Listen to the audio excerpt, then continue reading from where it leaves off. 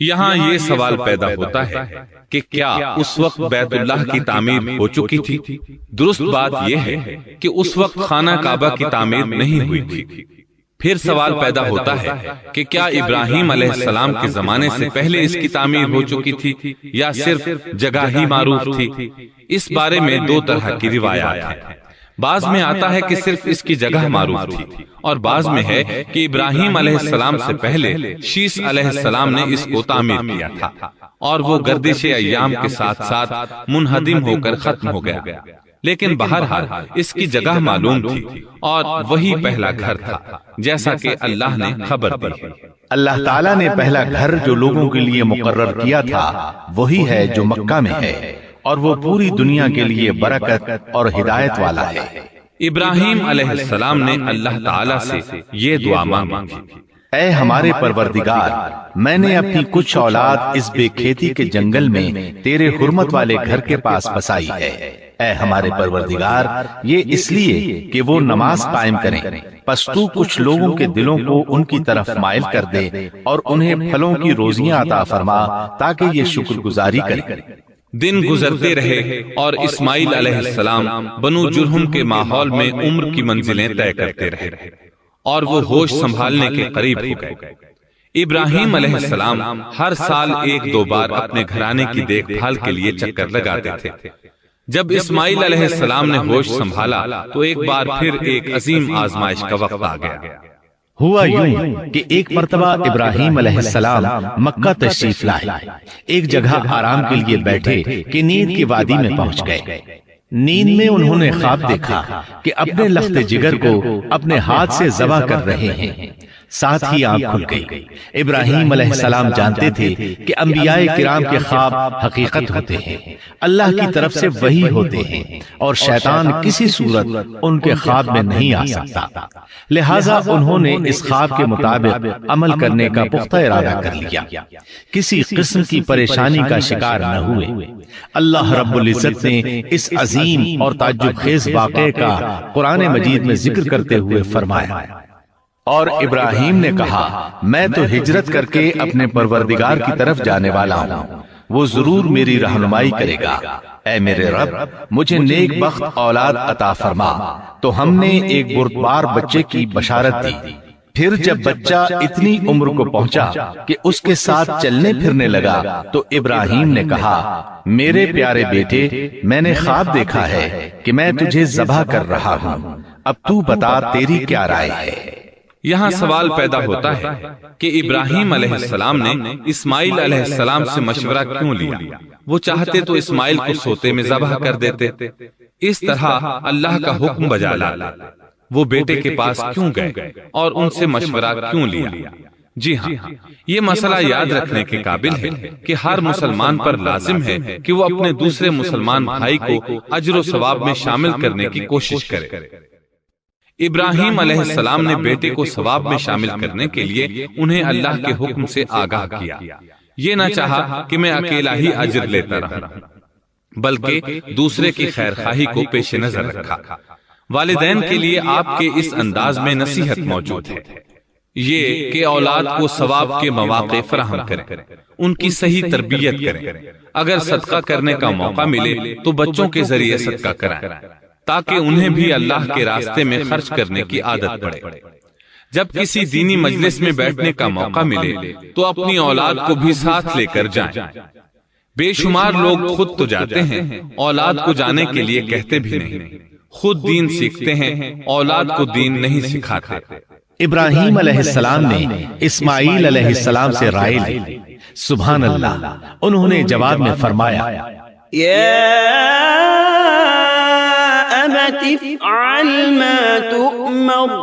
اے ابا جان، آپ کو جو حکم ملا ہے کر گزریے۔ یہ نہیں کہا کہ مجھے تو حکم نہیں ہوا، بلکہ فوراً سر تسلیم خم کر دیا، اس لیے کہ وہ جانتے تھے انبیاء کا خواب حقیقت پر مبنی ہوتا ہے، اللہ کی وحی ہوتا ہے، اس لیے بالکل پریشانی ظاہر نہ کی۔ یہ تک نہ پوچھا مجھے کیوں ذبح کر رہے ہیں، یا میرا کیا جرم ہے، یا آپ کے پاس کون سا صریح حکم آیا ہے۔ انہوں نے ایسی کوئی بات نہ کہی۔ اللہ کی فرما برداری اسی کو کہتے ہیں۔ चुनाचे अपने बाप से कहा, اے ابا جان، آپ کو جو حکم ہوا ہے اس کو کر گزریے، انشاءاللہ آپ مجھے صبر کرنے والوں میں پائیں گے۔ علماء کرام فرماتے ہیں اس جملے سے ان کا انتہائی ادب اور احترام شامل ہے، اور اس میں زبردست توکل موجود ہے۔ یہ نہیں کہا کہ آپ مجھے صبر کرنے والوں میں سے پائیں گے، بلکہ آپ نے اللہ کی مشیت کو جملے میں شامل کیا اور فرمایا انشاءاللہ آپ مجھے صبر کرنے والوں میں سے پائیں گے۔ لہٰذا مسلمانوں کو دھوکے میں نہیں پڑنا چاہیے۔ یہ نہ کہے میں سفر کروں گا، میں فلاں کام کروں گا، میں فلاں کام کے کرنے کی طاقت رکھتا ہوں، بلکہ یوں کہے اللہ نے چاہا تو میں سفر کروں گا، اللہ نے چاہا تو فلاں کام کروں گا۔ اپنے علم اور طاقت کے دھوکے میں پڑنا سراسر نادانی ہے۔ ہر چیز کا تعلق اللہ سے قائم کرے، جیسا کہ اللہ تعالیٰ فرماتے ہیں، اور ہرگز ہرگز کسی کام پر یوں نہ کہنا کہ میں اسے کل کروں گا، مگر ساتھ ہی انشاءاللہ کہہ لینا۔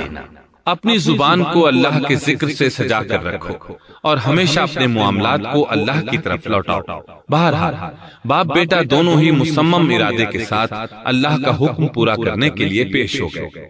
اسماعیل علیہ السلام نے اپنے والد محترم سیدنا ابراہیم علیہ السلام سے کہا، جب آپ مجھے ذبح کرنے لگیں تو میری پیشانی کو زمین پر رکھ دیجیے گا تاکہ آپ کو میرا چہرہ نظر نہ آئے اور کہیں آپ کے ہاتھ رک نہ جائیں، چہرہ دیکھ کر آپ پر شفقت پدری غالب نہ آ جائے۔ اب ابراہیم علیہ السلام نے بیٹے کی پیشانی پکڑ کر زمین پر لٹا دیا، جیسا کہ اللہ تعالیٰ نے فرمایا۔ جب دونوں مطیع ہو گئے اور ابراہیم نے اسے پیشانی کے بل لٹا دیا، اب انہوں نے چھری پکڑی اور گردن پر چلا دی، لیکن چھری نے گردن نہ کاٹی، بالکل اسی طرح جیسے آگ نے ابراہیم کو نہیں جلایا تھا، اس لیے کہ چھری میں کاٹنے کی طاقت اور آگ میں جلانے کی صلاحیت اللہ کے حکم کے بغیر نہیں آ سکتی۔ اللہ نے دونوں سے یہ طاقتیں سلب کر لی۔ اب ابراہیم زور لگا رہے ہیں، ادھر اسماعیل علیہ السلام کہہ رہے ہیں ابا جان جلدی کیجیے، چھری چلائیے۔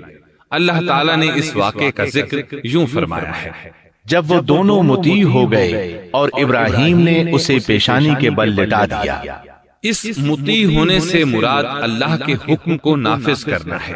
اب ظاہر ہے مطیع تو وہ پہلے بھی تھے، لیکن یہاں اسلما یعنی مطیع ہونے سے مراد کامل اسلام ہے۔ نہایت واضح اور حقیقی اسلام مراد ہے، اس لیے کہ کامل اسلام وہی ہوتا ہے جس میں بغیر کسی تردد اور توقف کے اللہ کے امر اور نہی کی تصدیق کی جائے۔ یہ تھا حقیقی اسلام۔ ہاں تو چھری چلتی رہی، گلا نہ کٹا، اس لیے کہ امتحان اور آزمائش کی تکمیل ہو چکی تھی۔ یہ بات ثابت ہو چکی تھی کہ اللہ کا حکم نافذ کرنے میں دونوں پوری طرح کوشاں ہیں۔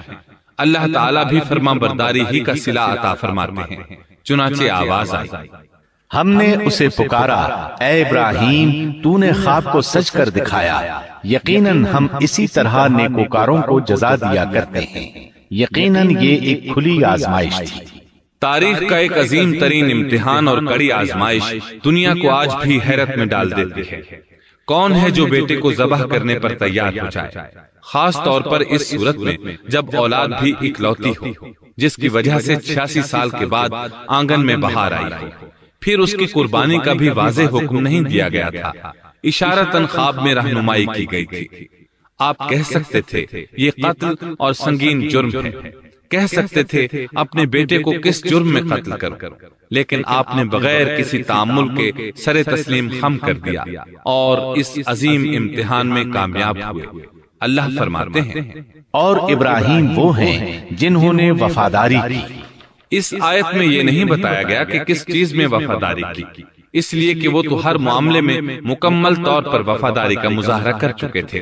آگ میں ڈالے جانے والا معاملہ، بیوی اور بچے کو لق و دق میدان میں چھوڑ آنے کا معاملہ، پھر ذبح کا امتحان، تعمیر بیت اللہ کی مشقت، غرض ہر معاملے میں وفادار تھے، حتیٰ کہ اپنا مال اللہ کے راستے میں خرچ کرنے میں اس قدر وفادار کہ ابو زیفان کے لقب سے مشہور ہو گئے۔ اس کا معنی ہے مہمان نواز۔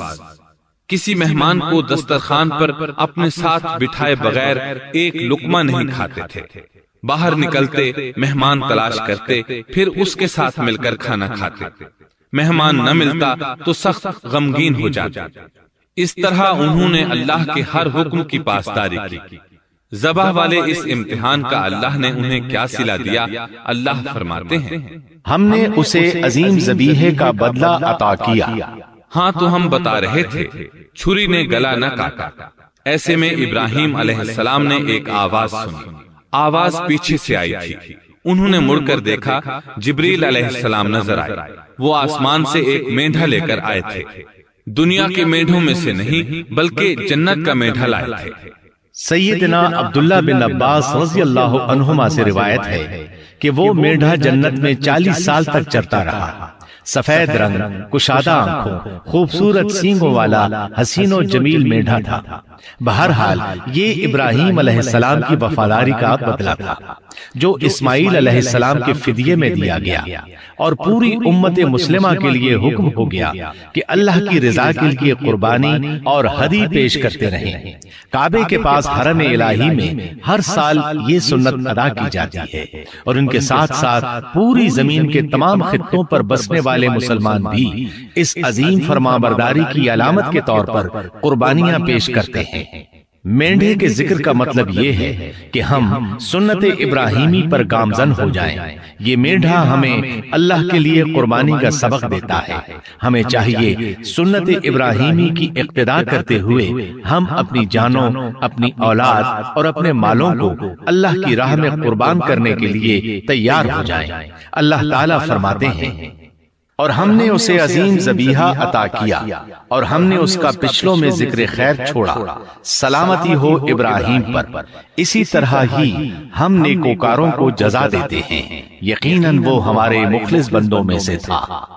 اور اسی طرح اللہ فرماتے ہیں، اور ہم نے اسے نیکوکار نبی اسحاق کی ولادت کی خوشخبری سنائی۔ یہ خوشخبری فلسطین کی طرف واپس لوٹنے کے بعد سنائی گئی۔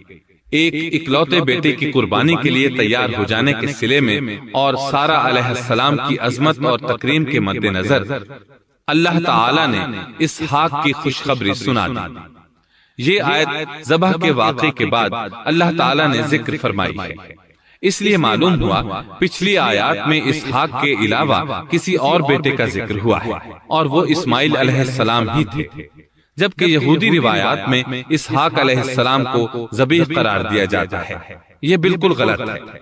ذبح کے واقعے کے بعد اسحاق علیہ السلام کی بشارت مل رہی ہے، پھر بھلا وہ پیدا ہونے سے پہلے ہی ذبیح کیسے بن گئے؟ اس لیے یہ قطعی بات ہے کہ اسماعیل علیہ السلام ہی ذبیح ہیں۔ اس کے کئی اور بھی دلائل ہیں جن کے ذکر کرنے کا یہاں موقع نہیں۔ سبسکرائب کیجئے ہمارے چینل اور دبائیے بیل کا آئیکن تاکہ آپ کو ریگولر نوٹیفیکیشن اپڈیٹس مل سکے۔